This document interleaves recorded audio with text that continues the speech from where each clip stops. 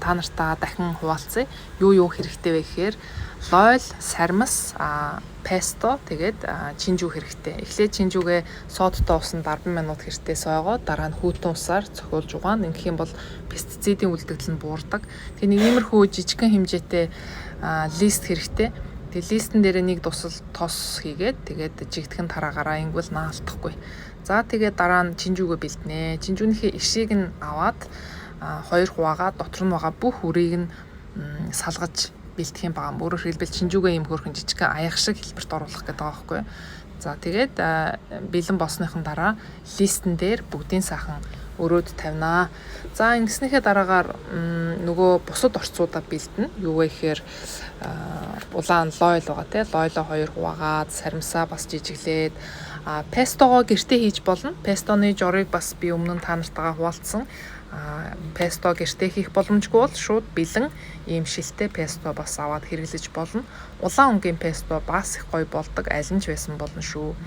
Тэгээд энэ нэлээд тийм уяг тостой ийм жор болох учраас 2 халбаг, цайны халбаар 2 песто хийхдээ л ерөөсө хангалттай. Би энд эхлээд нэг халбагыг энэ чинжүүндээ хийж дүүргэж байна. Тэгээд дараа нь лойлоо 2 хуваагаад чинжүүндээ жигтгэн хуваарлаад хийнэ. Нэг чинжүүнд ойролцоогоор нэг 4-5 лойл бахаар тал лойл бахаар тааруулаарай.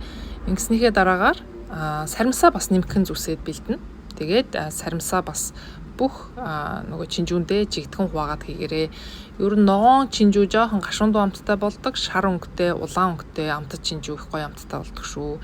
За ингээ хамгийн сүүлд нь хүсвэл энэ пестоноосоо тал халбагыг дээр нь нэмээд тэгээд бүрэн халсан шарх зуух руу хийнэ. Шарх зуухаа 170 градус Цельс дээр тааруулна.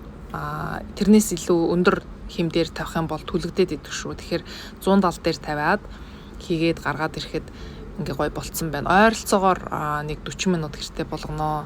Хамгийн гол нь чинжүү нь гоё зөөлхөн болцсон байх хэвээр. Тэгэх юм бол болсон гэж үзнэ. Тэгээд нэг цагаан будаатай идэж болно, дахиатаа идэж болно, дангаар нь идсэн ч болно, талах дүрээд идсэн ч болно, маргааш нь хүүтнээр нь ингээд идэхэд ч гэсэн маш гоё амттай болдог шүү.